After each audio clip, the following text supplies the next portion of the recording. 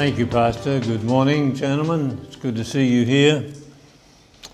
As I look around in this breakfast meeting, I see tradesmen, pastors, salesmen, teachers, and many other occupations which tend to identify each one of you by the way you make a living. Some of you are husbands, fathers, grandfathers, uncles, brothers, cousins, which clarifies your relationship. Taking it to a different level, we may be surprised to find that some of you have very strong opinions, moral standards and beliefs. And if challenged, they will be vigorously expressed, which declares your core values. And of course, your mannerisms, habits, voice, facial expressions and postures exposes your personalities. And in many ways that shows us who we are. But it does not reveal what we are capable of. I mean, how far can I push you before you resist or retaliate? It has been said that you do not know a man until you have seen him angry. Even Jesus was pushed too far when he went into the temple and was faced with the crooked money changers. So here's the question. What does it really take to bring out what is inside of you? I'm not talking about your feelings or your ego, but I'm trying the best I know how to find a switch or a mechanism that has enough voltage to explode you into action. Or remove the covering that protects you so well.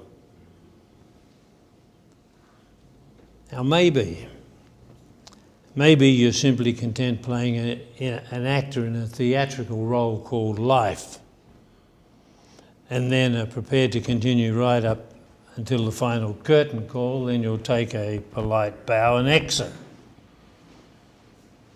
Well, I'm here this morning to tell you that you are better than that. We have a courageous heritage.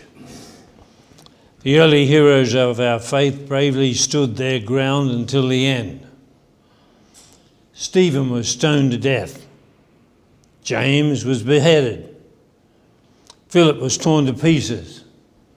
Peter was crucified upside down. Luke was hung by the neck. They showed us what they were capable of, and they stood their ground.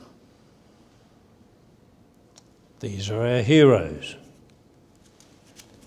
How dare we surrender toward the outrages of our faith that we are daily confronted with and doing nothing about it? You know, sometimes at home I yearn to hear the words of Isaiah when it said, I heard a voice of the Lord saying, who shall I send? Who will go for us? And I said, here I am. Send me. They had volunteers. But today we do not hear the mournful wail of millions. We have ignored the words of the psalmist that says, refuge fails me that no man cares for my soul. As 80,000 babies are murdered by abortion every year in Australia under the name of Planned Parenthood. It's time, gentlemen, dare I say it's past time for us to shout loud the word stop. No more. Enough is enough. I mean, we see some people protesting in the streets seeking a change in what we call our moral absolutes. You know, the sad thing is that it's taking place totally void of any Christian challenge or response. And we're behaving as if we're on board a rat ship, where all the people want to get off before the ship sinks. I wonder, is there just one man here this morning who has the courage or the guts to stand in front of the law courts or Parliament House in our city holding up a bold sign saying our national shame, abortion, our taxes at work. Well, if one of you men did that, of course, the media would rush down there in a flash and the news would be televised around the world. And because that does not happen, it says a great deal about what we are not and covers up a great deal of what we could be. So I ask the question again, who are you? I know how you make a living. I know your relationship titles, and I know something about your personality. But there is one part of your persona that remains out of bounds even to yourself. And to find that, we have to penetrate deep into the inner sanctum of our very being. And maybe when the chips are down and push comes to shove, we men might explode into action. Or to our shame, our wives might have to do it for us. Let me give you an example. During World War II, when the Nazis were at the height of their power, they had difficulties trying to control the countries they had conquered. Well, why was that? Surprise, surprise. The timid office clerks, farmers, men and women of all walks of life formed fierce resistance groups. And under very dangerous circumstances, with great courage, they stifled, harassed and attacked the conquerors from within, limiting their power and creating fear. Yes, these normally quiet, timid people did what they were capable of. Now, what about us? You see, I know many of you. You're good men. But I'm sure if someone physically attacked your family, I have no doubt that you would fight them off with all the venom and violence of a tomcat. And to be justifiably aroused to do that, because when pushed, you expose and act what you are capable of. And yet here we are as Christian men, we tend to remain passive and silent against the threats to our faith and discard the greatest currency we possess, which is the conditioning effect our words and actions have on other people. Gentlemen, invisible, silent resistance does not work. But if you really believe your spirit has dried up and died, then you need to know there's no prothesis for an amputated spirit. We can't rekindle something that isn't there. And in response, you may say, I still have fire in my soul. Well, the question is, does it keep anyone warm, or do they just observe the smoke? Now, I'm not here to peddle make-believe or suggest I have all the answers this morning, but it seems to me that we may have before us a dementia of the soul. We're forgetting who we are. As a group of men, if we cannot or will not become united in agreement and clarity relating to attacks upon our faith, we are doomed. We're doomed to be forgotten cause and not worthy to claim the word Christian. It's useless, the way we're behaving. Throwing slogans at problems that have never been fully segregated and quantified, then expect things to change, when the simple logic tells us that if we want change, then we must first change. Now, I'm getting a bit shaky. I have fits from time to time, and they're not very nice. So I'm not sure how many more of these meetings I'll be able to speak at. So if I get a little anxious and a little pushy, it's because whether you like it or not, or agree with it or not, the simple fact is, and God help us, you are our future. You are God's rescue squad. This is not a dress rehearsal. This is the main event. Now, it takes a lot of courage to let go of the past inaction and failures, but I'm not just making a call to arms. This could be the only one that will really matter. And if you respond, it will validate your manhood. I read a lot of history. And one of the great legendary Sparta warriors said, "A city is well fortified which has a wall of men instead of bricks."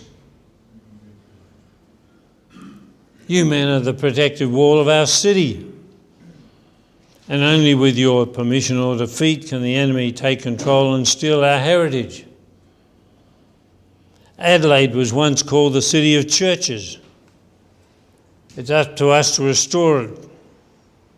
And if we're going to do that, we need to snap to attention, sound the bugle, beat the drums, clash the cymbals, ring the bells, strike the colours, and prepare for action. Because each man here this morning has the capacity to lead the charge. Yes, you might be a leader in self-imposed exile, but you are a leader. And the first thing you need to know about leadership is you do not become a leader by dominating others. You must first dominate yourself. I'm tired. I'm sick and tired of Christian men, the lament we get from them when they moan and groan. Nobody will help me. I can't get a group together.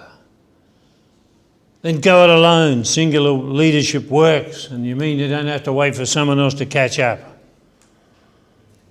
And your faith will kick into gear. You may fall down, make mistakes, endure criticism, lose friends, weep often, have doubts, make enemies and receive threats. And you'll want to give up. But there is something inside of you that will keep pushing you on further. One day, you'll take a deep breath and look behind and see the crowd of people cheering you on and realise that they are your followers. So here's the question. How can we tap into this deep reservoir, this dormant ability of power and action that we know we are capable of, and in the process cast fear and doubt aside? Well, the first thing is to accept truth. Accept the truth.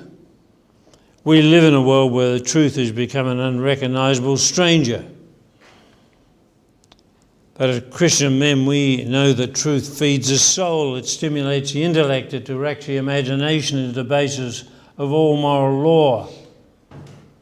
And the Bible tells me the truth will set me free. No more variables, no more conflicting arguments. I finally face the real me. I've often jokingly suggested that there is an 11th commandment, because I think I know what it would say. Do not kid thyself. Do not kid thyself. Most of us exist in the basement of our lives, or a world of make-believe. Yet we all know that deep inside of us there is something significant waiting to be released. So the first principle is to accept the truth. We are capable. We can contribute. Out there in the real world, they think we are weak. Yet the very foundation of the entire Western world has flourished under a Judeo-Christian foundation. And if we are pushed far enough, if we are stirred enough, they may reawaken a giant. Don't mess with us. We stand on the immovable, invincible, indestructible freedom of truth. The second principle is to awaken the spirit. That means we no longer have to compare ourselves with others. Are you trying to maintain balance and not wanting to rock the boat? You can't do it. We live in a very unbalanced world. We're walking on shaky ground. It's time to let go of who we imagine ourselves to be and get real. The clock is ticking. Let us not be the generation that hears those chilling words, too late and realise we've run out of time. I think we need to revisit the words of the psalmist when it says, "Create in me a clean heart, O God, and renew a steadfast spirit within me." Oh, gentlemen, the Spirit is the energizer, the driving force, the hustler, the accelerator, the great incandescent flame, the joy, the searchlight, the uplifter, the comforter. And if you think you're getting in over your head, you just need to stretch and stand a little taller and rise above it. Get your spirit right. The third principle is willpower, which determines the integrity of the soul. It's a working out of truth, the fire of the Spirit, the evidence of promise, the sustenance of faith, the joy of life, the hope of all mankind, and the sweet, merciful breath of God. Now, if we think about it and combine the truth with the Spirit and willpower, you will set your soul free. And you'll create a power force without fear. And in the words of St. Thomas Aquinas, he says, the soul is known by its action. So here we are, a group of men that nobody knows anything about and expects nothing from us. It reminded me of David when he retreated into the cave with a questionable group of men, tired, confused, trying not to be discovered. And the Bible provides for us a description of these men, and this is what the Bible describes them as. Each one of them is in distress, in debt, or disconnected. Not much to start with. But with that group of men, David built an invincible army. Now, the Word of God has provided us with many examples, and we know deep inside our soul that the truth will direct us. Because when you grasp the truth of what you are capable of, then the Spirit will provide the energy, and the quality of our willpower makes us unstoppable. As a young boy, I was dyslexic. I had never passed a grade at school. I come from a broken, poor, dysfunctional family, and eventually I became a bricklayer and stonemason.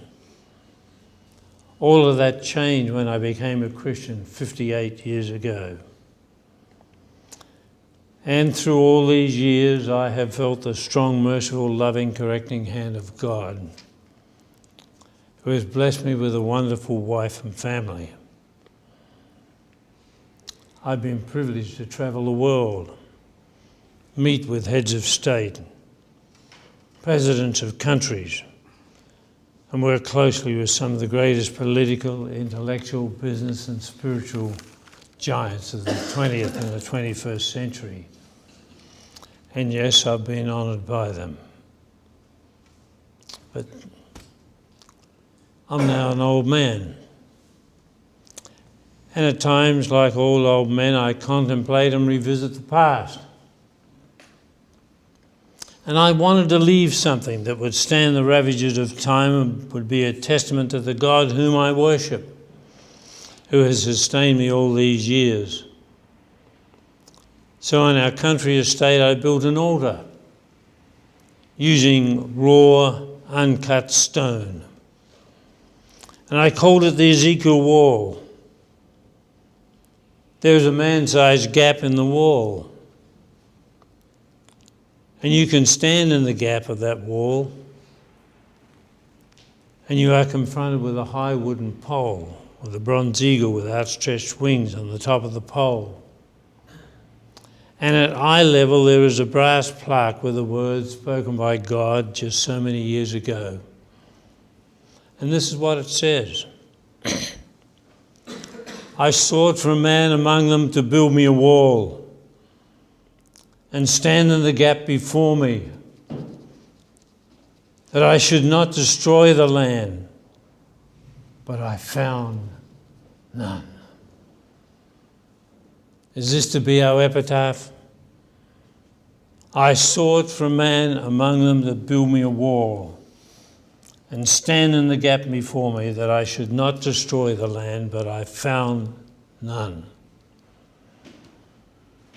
Continuing on that brass plaque, I have written some other words.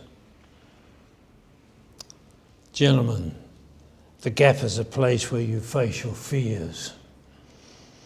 The gap is a place where you hear the voice of God. The gap is the place where the Holy Spirit dwells. The gap is the place of power.